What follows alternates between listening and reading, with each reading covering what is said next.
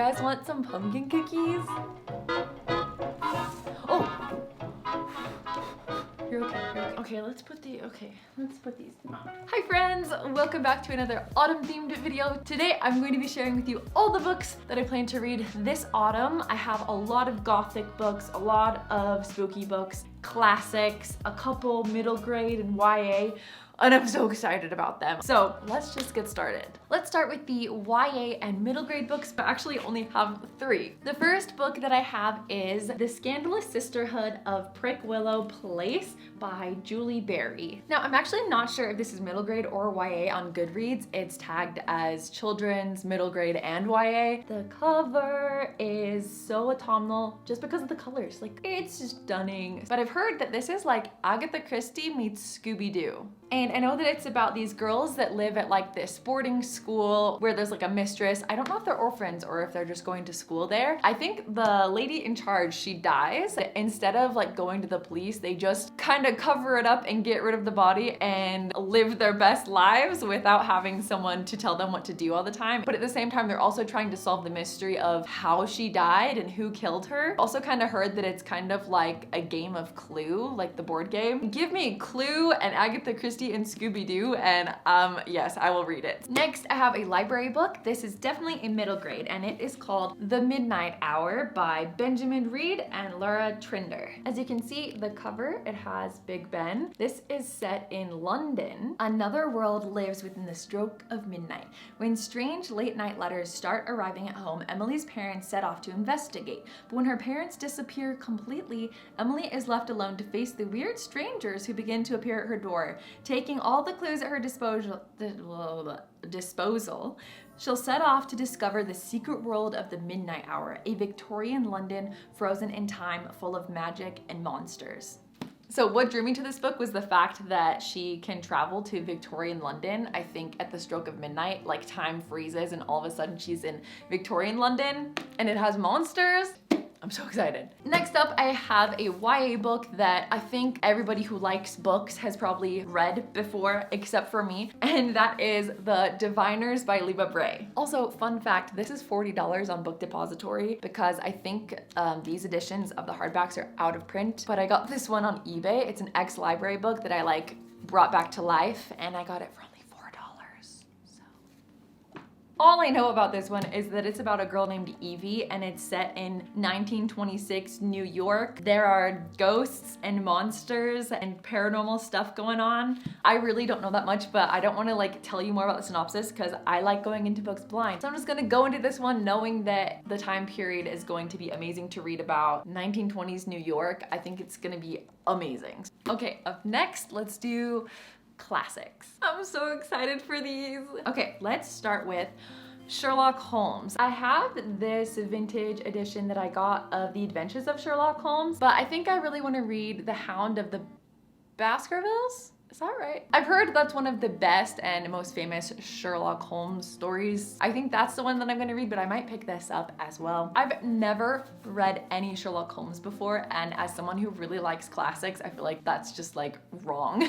I need to read some Sherlock Holmes, so I'm really excited to finally do that this autumn. And then next, this isn't a classic, but it's about women who wrote classic horror novels, and that is Monster, She Wrote: The Women Who Pioneered Horror and Speculative Fiction by Lisa Kroger and Melanie R. Anderson. I love the details on the cover. You can see Frankenstein and oh, look at all of the details. And then there's a castle. I adore Frankenstein. It's one of my all-time favorite novels. So I know Mary Shelley's gonna be in here, and there's so many amazing women authors. I can't wait to dive in. I love this. It says, "To all the girls who still sleep with the lights on but read scary stories anyway." The Queen of Horror, Shirley Jackson. And then there are pictures. There's a reading list. It tells you what books you should read by this author. There are quotes. I'm going to put death in all their food and watch them die. Next, if you watched my book haul video, you will have seen this book before, and that is Wuthering Heights by Emily Bronte. I love this edition. It is beautiful. This will be my first time reading Wuthering Heights. I can't wait. I know this is one of the best, supposedly, and one of the most hyped Bronte books. So I am saving this for a very special time. I want it to be like foggy, overcast, kind of cold, and that's when I'm gonna pick this up, maybe sit by the fireplace and just dive in, and I can't wait. And then I, of course, have to read from my queen, Agatha Christie, so I will be reading Halloween Party. I love this vintage hardback edition. The pages are a bit yellowed. I love when a book has character like that. All I know about this one is that a murder takes place at a Halloween party. I'm pretty sure not all of the mystery takes place the night of the party. After that, it just takes place, I think, during November, but I think it'll still be great to read during fall because of the Halloween setting at the beginning. And for those of you who didn't know, in the front of the book, it says, Dame Agatha Christie is the most widely published author of all time. I love my queen so much. And then I want to reread one of my favorites, that is Frankenstein by Mary Shelley. I love the foiling and detail of this cover. It's so pretty. I actually read this for my first time last October, and I had the most amazing time. I adore this book so much. I love Frankenstein's monster. I always end up calling him Frankenstein, and you guys always correct me. You're like, Frankenstein is the scientist, and I'm like, oh, I know. His name is Victor. I know, Victor Frankenstein. But I always just call the monster Frankenstein. I know I need to call him just the monster, but like, he needs a name. But yeah, I adore Frankenstein's monster. I want to be friends with him. I love everything about this book, so I definitely want to reread it this fall. And if you've never read it, I highly recommend it. And then I don't have a copy of this next one, but I want to read The Woman in White because it's such a classic horror spooky novel. I don't know if it's horror. I think it is. I'm actually currently reading a book where they mention The Woman in White in it, and they're reading it during October, so that just pushed me even more to want to pick it up this autumn. I have no idea what it's about. Okay, I just looked it up, and it says The Woman in White is considered to be among the first mystery novels. So it's more of a mystery novel? I didn't realize that. Okay, did some research, and it says The Woman in White is the first and most influential of the Victorian genre that combined gothic horror with psychological realism. Secrets, mistaken identities, surprise revelations, amnesia, locked rooms, locked asylums, and an unorthodox villain made this mystery thriller an instant success when it first appeared in 1860. It sounds super good. And then last, for the classics category, I will be reading Northanger Abbey by my other queen, Jane Austen. I have a Jane Austen book club called the Affectionately Austen book club, and our October-November pick is Northanger Abbey. It is Jane Austen's take on gothic literature, but she kind of makes fun of it. It's so good and so funny. Our main character is Catherine, and she's obsessed with gothic novels. She wants to be a heroine in her own story. She dreams about vampires and robbers in the night. Then she goes to stay at this abbey. It has super spooky vibes. The leading man is one of my favorite Jane Austen men. Also one of her shorter novels, so it's pretty easy to get through. The audiobook is also amazing. Definitely join us if you want to read that one. We'll be reading it all of October and November. Okay, and now we have the monstrous list that is the adult books. First, I have, oh my gosh, this is probably one of my most anticipated reads for this autumn, and that is Dracul by Thacker Stoker and J.D. Barker. Sorry, there's a piece of tape right here, so just ignore that. This is actually a prequel to Dracula. But fun fact, there have been lots of Dracula retellings and other Dracula prequels, but this is the only prequel that the Stoker Foundation accepts as an official prequel because it was written by, I think, Bram Stoker's great-grand-nephew, I think. This nephew used a lot of Bram Stoker's notes from his personal diary as he was writing Dracula, and thus Dracul was born. From what I know about it, it's actually about Bram Stoker and his experience as a kid and growing up and his experience with vampires, so it's gonna be really interesting. Next, I have The Social Life of Books, Reading Together in the 18th Century Home by Abigail Williams. I say this a lot, but this book sounds like it was made for me. Books and the whole social aspect of reading together is so appealing to me. It says, a vivid exploration of the evolution of reading as an essential social and domestic activity during the 18th century. We always read in books like Pride and Prejudice where they'll gather together and someone will read, like Mr. Collins will read. It was just what you did. And I just love learning, so I can't wait to learn more about the history of books. Like, oh, there's pictures. Up next, we have another, I think it's gonna be a very spooky book, and it is called Wakenhurst by Michelle Paver. Cover is so pretty, oh my gosh. I'm obsessed. I know that it is set in Edwardian England in a massive manor house, my favorite setting. I think it's about a girl named Maud, M-A-U-D. She's growing up alone with her father. She doesn't have a mother, and I guess her father is like really repressive. And then one day her father finds this medieval painted devil in the graveyard that's like on their estate, and unhallowed forces awaken. And then on the back it says, Maud's battle has begun. She must survive a world haunted by witchcraft, the old legends of her beloved Fen, and the even more nightmarish demons of her father's past. Spanning 5 centuries, Wakenhurst is a darkly gothic thriller about murderous obsession and one girl's longing to fly free. I will be picking this one up very soon. And then we have Longbourn by Jo Baker. Also, this color scheme is like one of my favorites for fall. I love like the white, brown, and the muted green. This is a Pride and Prejudice inspired retelling, but it's from the servant's perspective. On the front of the flap, it says Pride and Prejudice was only half of the story. I've heard it kind of has like the downstairs, upstairs, like Downton Abbey kind of vibes. I definitely don't read that many retellings or Pride and Prejudice inspired books, but this is one of the ones that I'm willing to pick up because I've heard such good things about it. If you've read this one, let me know if you liked it. Next, I have a cozy mystery, which I don't really read much of, but I've gotten into a few series. This is a Lady Hardcastle mystery. This one is a Halloween themed one. I read the first one in the series, and then I'm just gonna skip to this one because they're each kind of their own story. This one is called A Picture of Murder, and it is set in the English countryside, so no surprise, I picked this up. Late October 1909, the season of ghouls and things that go bump in the night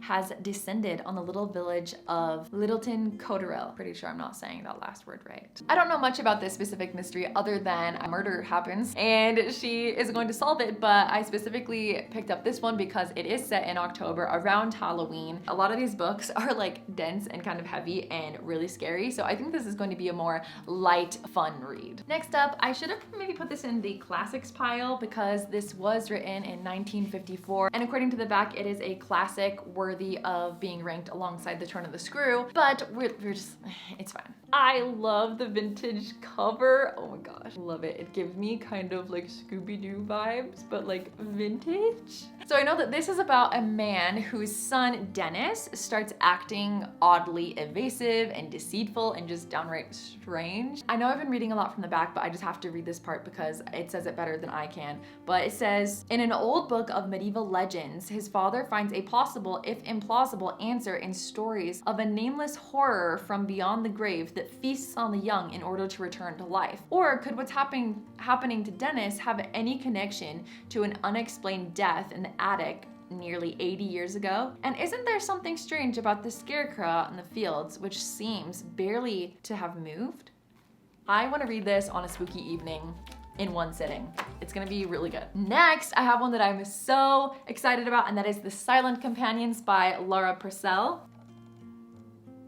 I've heard that sometimes it feels claustrophobic, which I don't know how well I'm gonna do with that, but I'm really excited for it nonetheless. I know that this book is about our main character, Elsie, who is newly married but also newly widowed, and she's sent to see out the rest of her pregnancy at her late husband's country estate called The Bridge. I guess the servants and the villagers are a bit hostile and kind of creepy, and the only person that she has for company is, I think, her husband's cousin, who is a bit strange. And then inside the estate, there's a locked room, and in the room is a 200-year-old diary that hints at the estate's dark past. And then there's also a painted wooden figure called the Silent Companion that bears a crazy resemblance to Elsie herself. Next up, I have From Here to Eternity by Caitlin Dougie.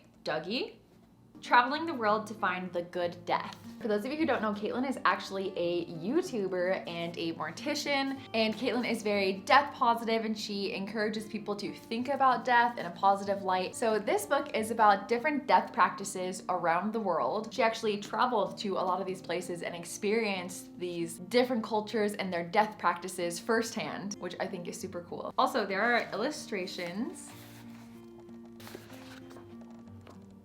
I think it's just gonna be really interesting. I can't wait to learn about all these different cultures. I really only know how we do things here in the US. I hardly know about Japan or Mexico or Italy, so I'm really excited for this one. And then I have a few books that have not been released yet. First up is Magic Lessons by, I think, Alice Hoffman, that's her name, right? It is the prequel to Practical Magic, which I read and love. I also love the rules of magic. And in this book, it traces the curse all the way back to its origin, because if you've read the books, then you know that the Owen sisters are cursed, and I'm really excited to read about the origin of the curse and how it all started. So I'm super looking forward to this one. Another book that's not released yet that I am so excited for is A Deadly Education by Naomi Novik. I've heard that it's like a dark feminist Harry Potter. Someone on Goodreads said, if Hogwarts was a prickly, professorless school infested with demons and the lead was an angry, dark queen of sarcasm trying to study, survive, and graduate or die, then you'll have this book. It sounds absolutely amazing. I will be reading it the second that it is released.